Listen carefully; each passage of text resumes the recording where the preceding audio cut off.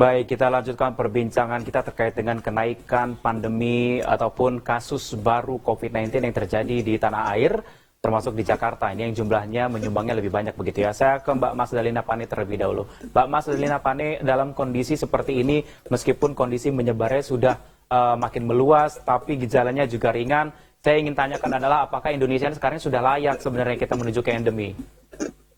Ya, sebenarnya mengapa harus menjadi endemi? Harusnya terkendali. Endemi itu sebenarnya epidemi juga, kasusnya tinggi dalam jangka waktu yang lama. Kalau pandemi itu epidemi dalam wilayah yang luas. Jadi sebenarnya target kita adalah terkendali. Apa yang disebut dengan terkendali? Jika indikator-indikator berada di bawah angka yang sudah ditetapkan oleh WHO. Seperti misalnya kasus baru tidak lebih dari 20 per 100 ribu penduduk, yang dirawat kurang dari 5 per 100 ribu penduduk, positivity rate kurang dari 5%, dan satu lagi angka kematian kurang dari 1 per 100 ribu penduduk.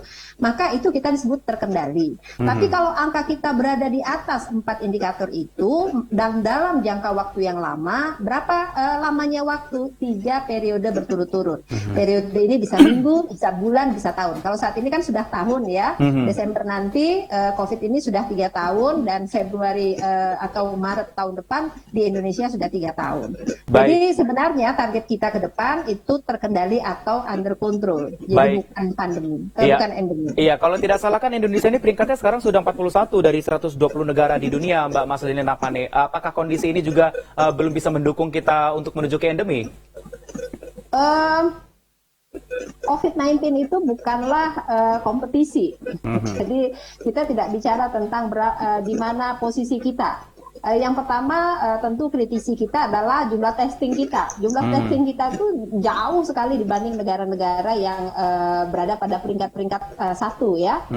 Mereka bisa mendapatkan jumlah kasus yang cukup banyak sehingga bisa langsung di-containment. Jadi saya tidak terlalu berorientasi pada peringkat berapa kita, tetapi bagaimana kita bisa mengendalikan di setiap wilayah sehingga indikator-indikator pengendalian itu berada di bawah dari standar yang sudah ditetapkan. Baik, mungkin kalau untuk penetapan endemi ini suatu negara itu tidak bisa menentukan sendiri ya Mbak? Apakah memang harus ada dari WHO? Kalau pandemi memang oleh WHO. Tetapi kalau endemi sampai saat ini belum ada guideline-nya. Jadi kalau berbagai penyakit yang saat ini endemi itu sudah ada guideline-nya. Kapan disebut sebagai endemi. Seperti contohnya TB di Indonesia, itu sudah disebut endemi. Malaria juga endemi. Jadi kita tunggu saja guideline-nya dari WHO tentang penetapan kapan suatu negara disebut sebagai endemi.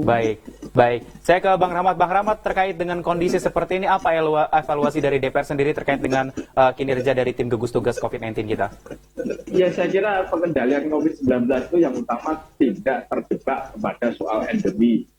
Masalah itu ya, bahwa pengendalian COVID-19 itu harus bersama-sama dengan Jadi saya lebih tertarik dari dulu bagaimana kita COVID-19 itu bisa kita kendalikan seperti penyakit-penyakit yang lain yang ada di Indonesia ulang. Jadi saya kira para epidemiolog, saya apresiasi kepada Ibu Mas Dalina ya, karena termasuk yang sangat kepal tidak terjebak pada isu endemi.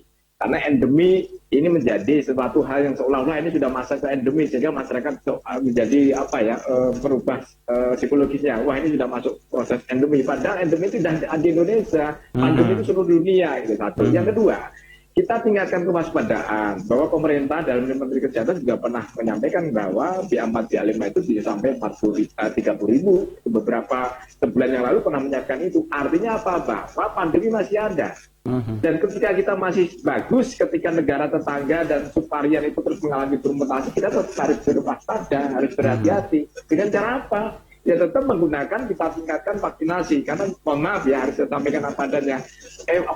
Keinginan warga untuk vaksin booster itu sudah begitu lemah. Itu kita sampaikan edukasi, sosialisasi warga bahwa booster sangat penting, sangat bermanfaat. Selain itu juga harus tetap kita gunakan protokol kesehatan. Termasuk kita sampaikan kepada pemerintah untuk tracing dan testing harus kita perjuangkan. Baik, jangan terjebak dengan kondisi kenaikan COVID-19 yang saat ini semakin meluas, harus tetap berhati-hati, dan apabila kita mau menuju dari pandemi ke endemi, ini kita harus semua bekerja sama agar kita bisa kontrol, dan indikator-indikator yang disampaikan oleh Mbak Mas Dalina Pane tadi bisa terpenuhi, begitu ya. Semoga kita bisa semakin membaik kondisi pandemi COVID-19 di Indonesia. Terima kasih Mbak Mas Dalina Pane, epidemiolog, dan juga Bang Rahmat Handoyo, anggota Komisi 9 DPR RI, telah bergabung bersama kami. Sampai jumpa.